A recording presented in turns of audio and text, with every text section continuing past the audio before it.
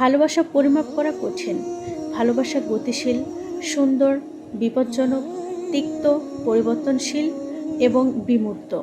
ভালোবাসা আপনাকে সুখের শীর্ষে পৌঁছে দিতে পারে, আবার অন্ধকার গহ্বরেও নিমজ্জিত করতে পারে।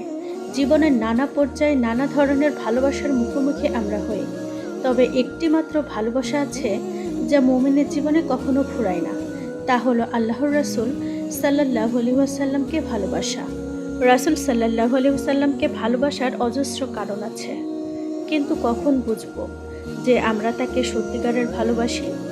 তাই আজ আলোচনা করব। তার আগে আসুন একটি হৃদয়স্পর্শী বর্ণনা স্মরণ করি। আয়েশা রাদিয়াল্লাহু তাআলা আনহা বলেছেন, একবার আমি রাসূল সাল্লাল্লাহু আলাইহি ওয়াসাল্লামকে হাস্যোজ্জ্বল দেখে বললাম, আল্লাহর রাসূল, আমার জন্য দোয়া করুন।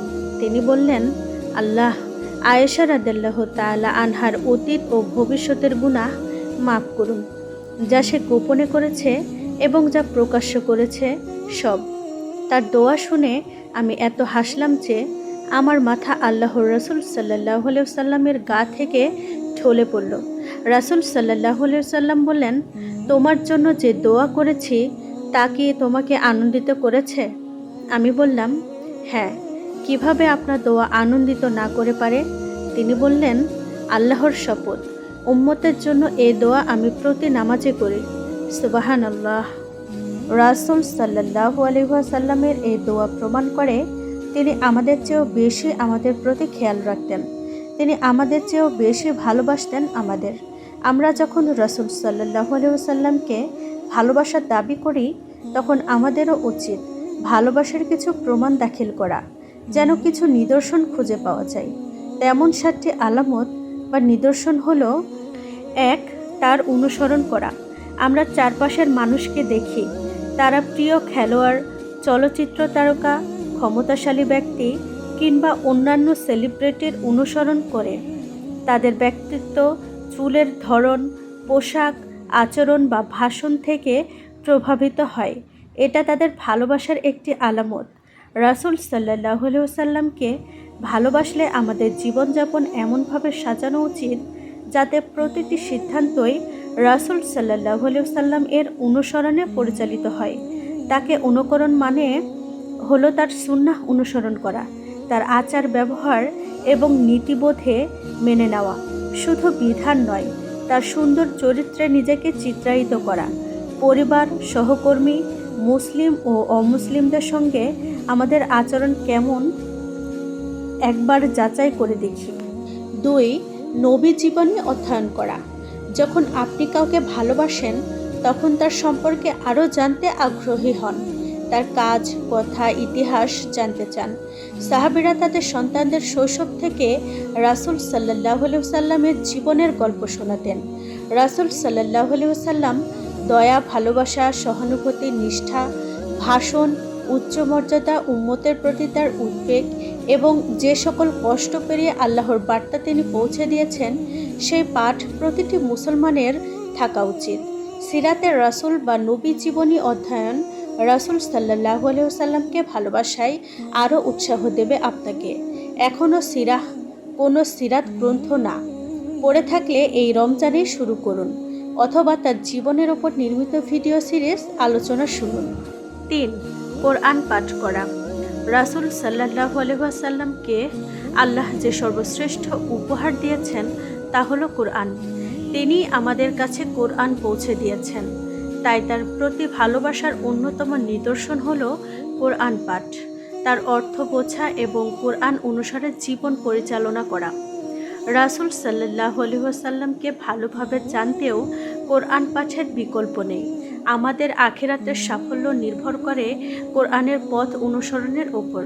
রাসূল সাল্লাল্লাহু আলাইহি ওয়াসাল্লাম এর প্রতি ভালোবাসা যদি সত্যিই গভীর হয়, তাহলে আপনি কোরআন প্রতিদিন পাঠ করবেন এবং তার শিক্ষা জীবনে প্রয়োগ করবেন। 4. দরুদ পড়া। দরুদ পাঠ করার মানে হলো আপনি আল্লাহর কাছে রাসূল সাল্লাল্লাহু আলাইহি ওয়াসাল্লামের জন্য শান্তি, বরকত ও রহমত প্রার্থনা করছেন।